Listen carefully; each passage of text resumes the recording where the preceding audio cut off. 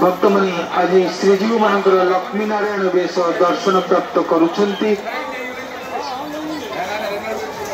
हरि उत्थापन बड़ एकादशी अवसर में बेश अनुष्ठित होता है।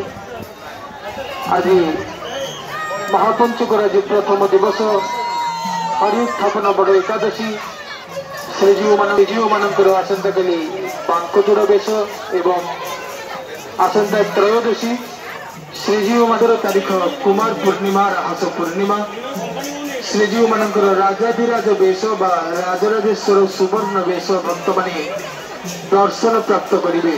भक्त माने आज श्रीजीव मानकर लक्ष्मी नारायण बेश दर्शन प्राप्त करुछंती।